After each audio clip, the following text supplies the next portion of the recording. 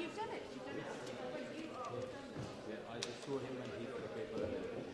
All I got to do is email him to get my 50 kind of sheet of my letterhead Yeah. and also my cards. Okay. Because the cards I carry, they are cards in March. So, because the old, I'm a famous card now, so you didn't see it. Yeah. I still give them that, but that's not my board anymore. So, if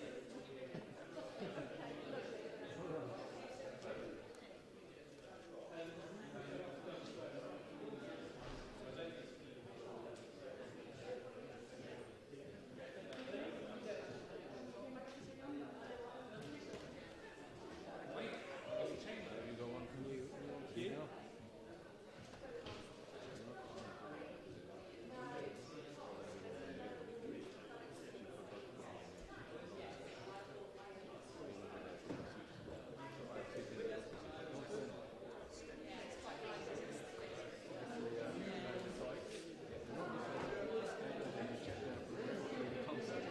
But don't say anything to us, because these things are happening. I don't want anyone to get in trouble.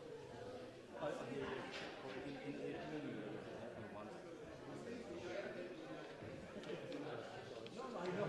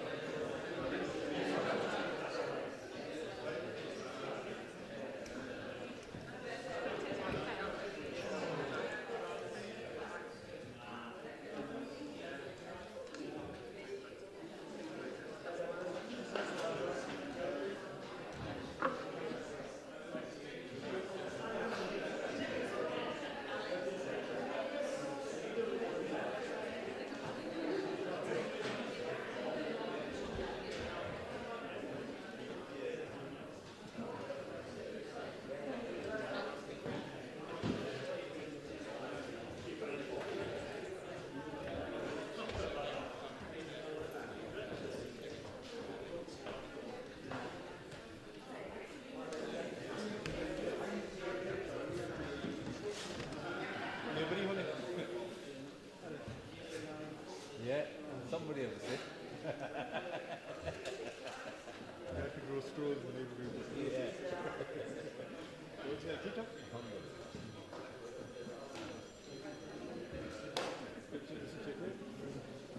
देखो ये तो पुरानी लगी हुई है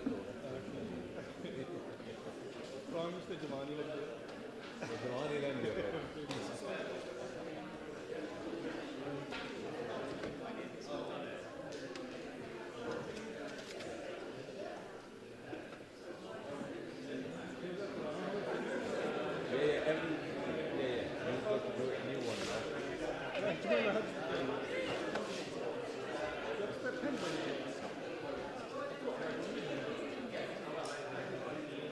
It doesn't have a pen. Red. Red. No, I've got Oh. काला काला या ब्लू वो पेट्रोल है वो एंड्रू को पेन बड़े एंड्रू को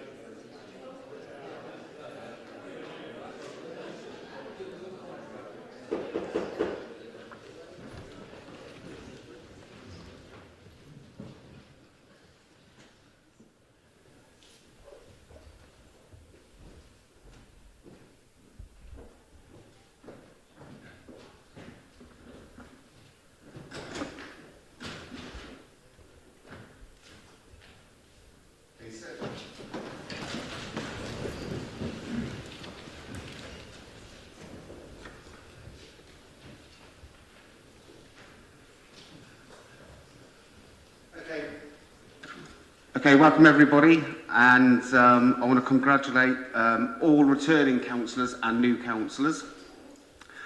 And I'm going to move on to item 1, and that is election of Lord Mayor for the council year 2022-2023. Do we have a proposer and seconder, please? Councillor Upton to propose. Oh, am I doing the whole full? No, just formally. Just. I would like to nominate Councillor James Fry to be our next Lord Mayor. And a seconder, please. Councillor Clarkson.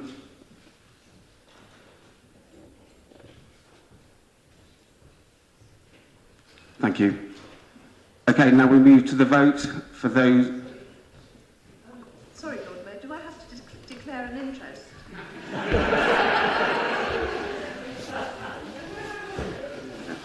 That is entirely up to you.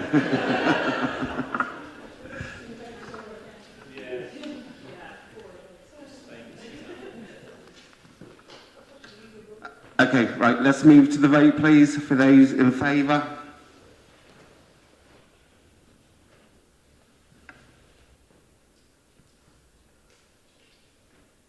And I take it there's no one against or abstaining, just for clarity? No.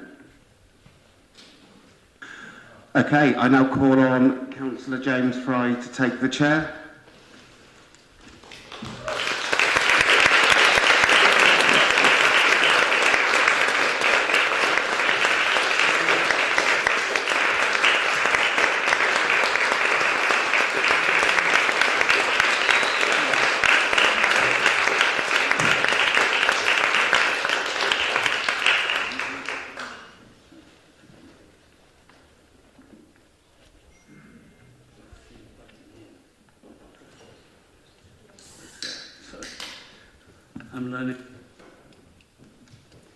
I'm learning where the buttons are.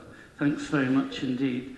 I was just going to make a very minor suggestion which won't really affect this meeting, but maybe will affect future council meetings. When we take a vote, when there is something for new councillors, a named vote, then everybody's name is noted and how they vote. And that's going to appear in the records, the minutes. For everything else, we just do it by numbers of votes for, against, and abstain. I'm going to suggest, and I did discuss this in the pre-meeting with the relevant leaders of the groups at the time, and Lucy was standing in then for the Green Group, that rather than actually taking time while the votes are counted, if it is very clearly one way or another, we'll still take for, against, abstain, just to see the weight of the opinion. But I think where there's a clear majority, let's save time. Where we have lots of motions, I hope we can get through the business quicker if it's clearly a strong majority. And that seemed to be accepted. So I just mentioned that because we're going to take a few votes now, and I hope that the weight of numbers will be adequate for that. So we now come to the appointment of Deputy Lord Mayor for this council year, and I believe you, Alex, are going to be proposer. Could I propose Councillor Mark Ligo as Deputy Lord Mayor for the relevant council year? And seconder? So, may we take a vote, please? Those in favour? Any against? Any abstention? Therefore, Mark will reappear, but sitting in this seat as Deputy Lord Mayor. Congratulations.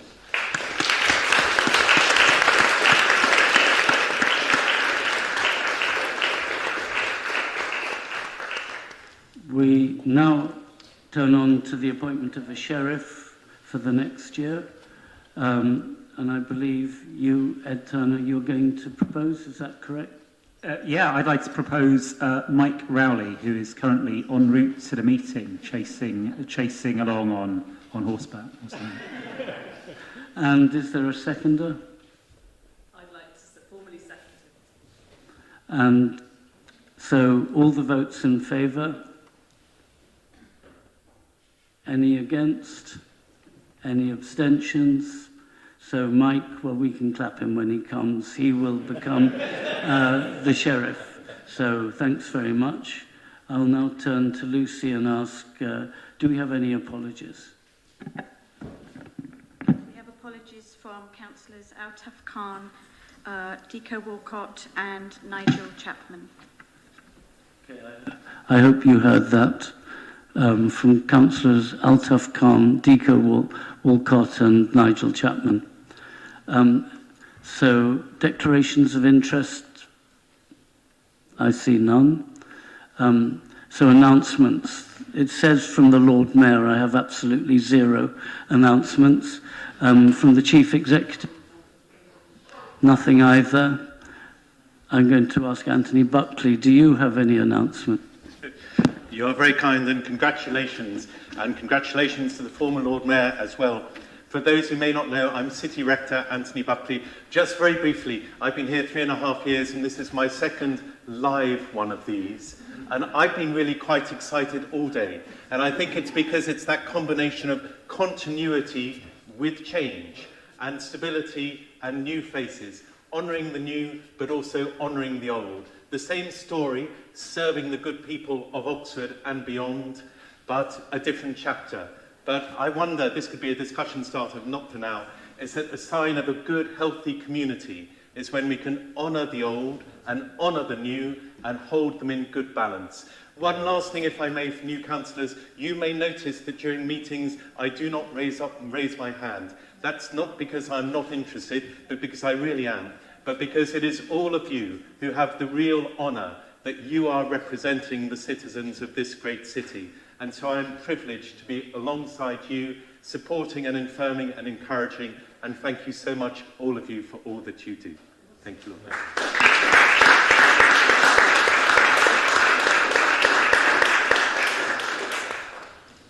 Thank you very much. That was very gracious. Now we move to the election of the council leader. Do I have a nomination and a proposer? Ed Turner. I'd like to nominate, who was it? Susan Brown. Do I have a seconder? I see Imogen Thomas. Thank you. Are there any other nominations? If not, could I ask people please to vote? Those in favour? Those against? Those abstaining? And I take it that this is passed. So, Susan, congratulations on becoming new.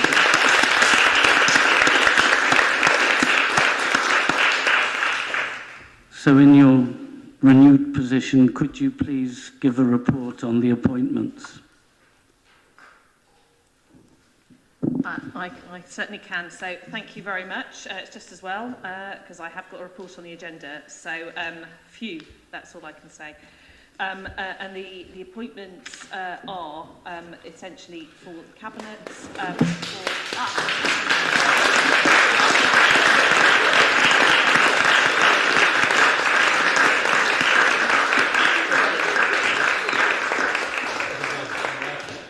Mike, we said we'd clap you when you came in, because you have now been appointed sheriff. So I'm just in the middle of doing the report of the leader on the various different appointments. So it's all set out in the report, and I'm not going to read through them all, but essentially we have got the appointments to cabinet and the setting out of the new responsibilities, the appointments to the future Oxfordshire Partnership committees, and the appointments to the shareholder and joint venture group appointments, and they are all set out in the report. So I so move the report. I believe this is something we just are meant to note, so thank you very much. And I see we have item 9, which is about, again, appointments to committees. The recommendation is to approve a whole series of them. I think I should ask, is there a proposer? I assume that's you, Susan. Yes, Lord Mayor. So I also move the report of appointments to council committees.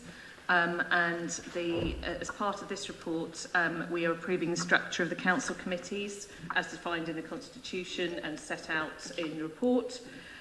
We're also approving how the political representation on committees was set out, approving the committee seats according to political proportionality and according to the nominations made by the various different groups.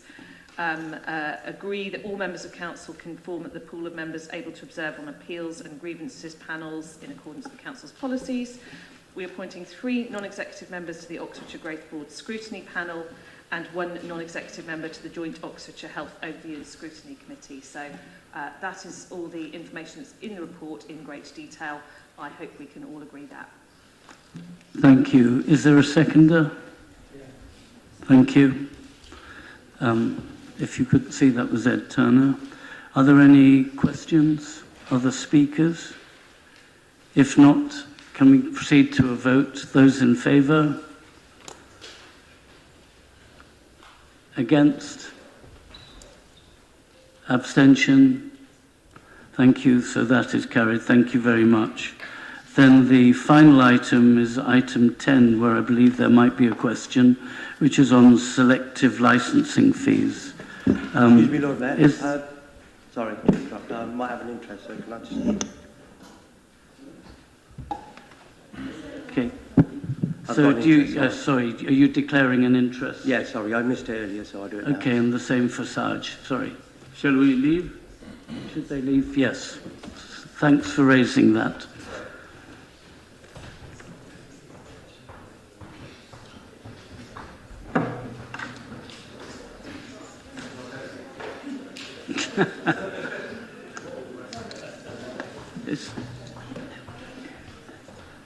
I've been told what the interest is, so no, that's correct. Just for this item.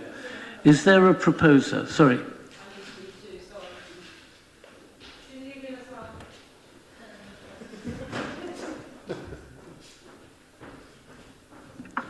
Lord Mayor, sorry, this was, I'm not going to be affected by this, but it might be helpful for the Chief Executive or someone to clarify exactly what's going on with the declarations of interest, just in case there are any members who might find themselves in a similar position who haven't yet declared an interest and might want to do so.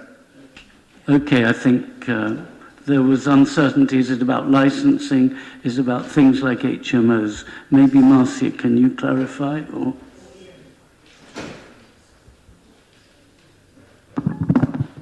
if I can clarify, Lord Mayor, selective licensing is a licensing scheme that applies to properties in the private rented sector. So we already license HMOs. From the 1st of September, we will be licensing every privately rented property in the city. So if you are a landlord of a property in the city, then you will be affected.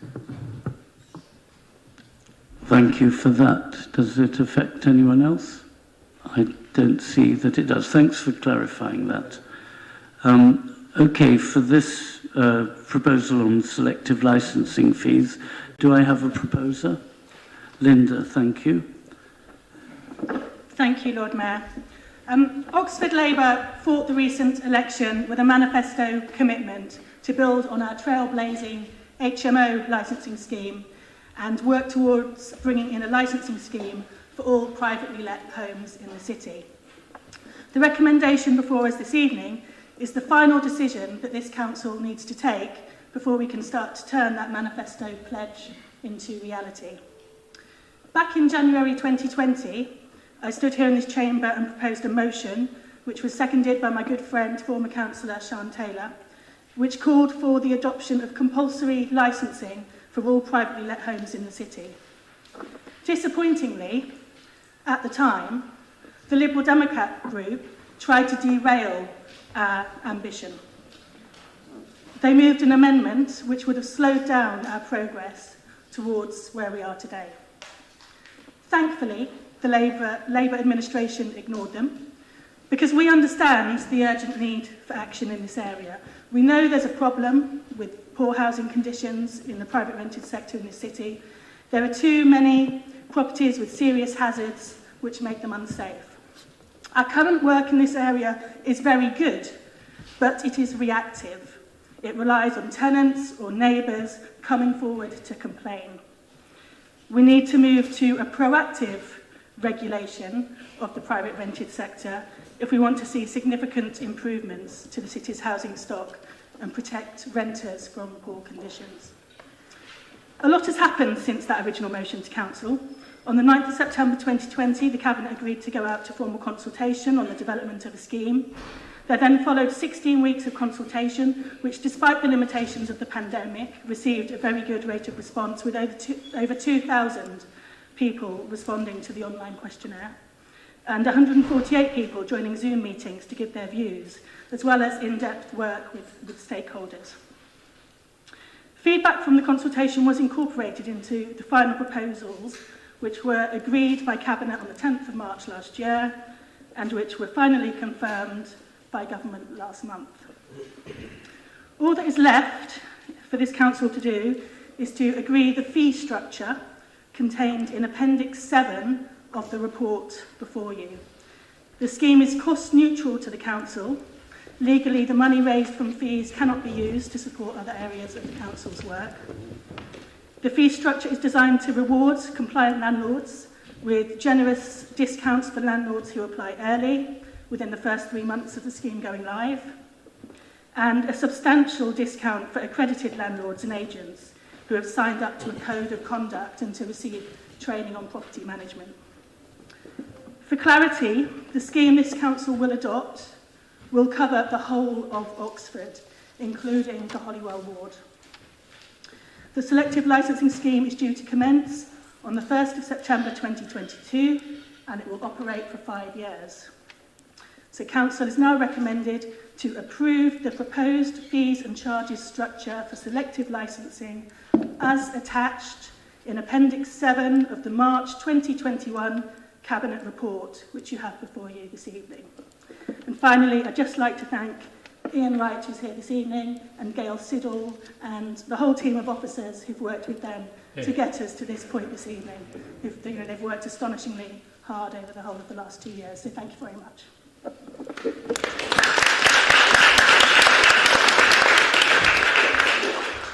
Do I have a seconder? Alex? Yeah, formally. Thank you very much. I know I have another speaker. Please, Catherine. Thank you. I'd just like to say on behalf of my colleagues as well that we welcome the selective licensing scheme being introduced into the city. For far too long, renters in the private sector in non-HMO properties in our city have been facing substandard living conditions, really with their landlords failing to live up to their responsibilities to provide decent housing to their clients and to the people of our city. It's outrageous that a significant number of properties in this sector in our communities have category 1 level hazards at the moment, and I really hope that this scheme will help address that. I really hope this new scheme will improve housing conditions and management practices and protect those living in private rented housing. With this in mind, I know I speak for my colleagues as well, we look forward to monitoring the success and scrutinising the success of the scheme and determining the impact and any unintended consequences. And I'd encourage the council, and I know you will be doing this, I'm sure, to establish metrics to track the performance and have this commitment, as you've set out, to review the fee levels on an annual basis. So thank you very much, and also for extending it to all wards of the city. And we support the approval of the selective licensing fee set out before us today. Thank you.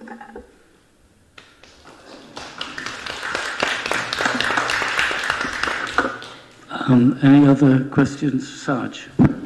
Thank you. I want to ask a question, actually. If my understanding is right, there are 30,000 probably homes. Pardon? You're not a landowner? I'm not a landowner. I live in a housing association house. I'm not rich enough. Yeah. Sorry. Continue. Yes. My question is, currently how many HMO officers we have, and bringing this scheme up, I think is roughly about 30,000 properties we're looking to inspect. So how many would be recruited, and how many property per year you planning to inspect? Because the reason I ask this question is because we already got HMO policy, and this, when you bring on the additional stuff on it, how are we going to improve it? Will you respond, Linda? Yeah, so I mean, as I said, the funds that are raised from this scheme over the 5 years, they can only be used to support the scheme. The figures I've seen suggest at the moment that we're looking at 26 extra customer service officers and 11 extra enforcement officers. So obviously that's a big boost to the capacity of this council to go out and find dangers in properties in the city. What I'm not clear about at the moment is how exactly that's profiled over the 5 years. So with your permission, I'm happy to set that up for you in writing after this meeting to give you the exact breakdown of where how that expenditure on staffing will be spent. Please. Thank you, Lord Mayor. I appreciate that, and I will look forward to receiving that in written writing. But all I want to say is HMO team led by Ian Wright is a fantastic team. They do a great work, and I have no hesitation about saying Ian Wright is one of the best officers. But bringing this extra legislation, to be honest, I'm not going to vote for this, and I'm going to vote against it. The reason is because HMO scheme is always successful. Either the council saying, I know it's a political commitment for the Labour group, but either the council is saying our HMO team is not working, we need to charge extra, we need to bring other officers. Because 30,000 plus 500 each household, it is a money-making, basically, scheme more than anything. It's not going to improve anything if the HMO hasn't. Thank you. All right, Alex, would you like to respond? I reserve my right to speak. So are we having a debate or a question and answer session? I guess we are having, I thought this was going to be more of a formality, but please respond. Right. My point is the reason that the council has proposed this extension of the scheme is that the HMO scheme necessarily only covers HMOs. This extends it to the entire private rented sector. So clearly the HMO team only inspects and licenses HMOs. The proposal here is to move it to the entire private rented sector, which means it encompasses a much larger group. It is worth pointing out that 50% of homes, just over 50% of homes in this city are in the private rented sector. That is a significant new group of tenants who are individuals, tenants who are families who are not currently covered because they don't live in HMOs, who will be made safer, whose living conditions will be better, and whose landlords will be held to account as a result of this scheme. And I think that is an inherently good thing, and I hope that everybody will vote for that. Thank you. I'm going to suggest that, having heard the comments and your response, could I suggest we proceed to a vote now? Those in favour, please indicate. Those against? Those abstaining? Thank you, that is carried. So at this point I close the meeting and we will start the next formal session in about half an hour. So thank you very much. Thank you, Lord.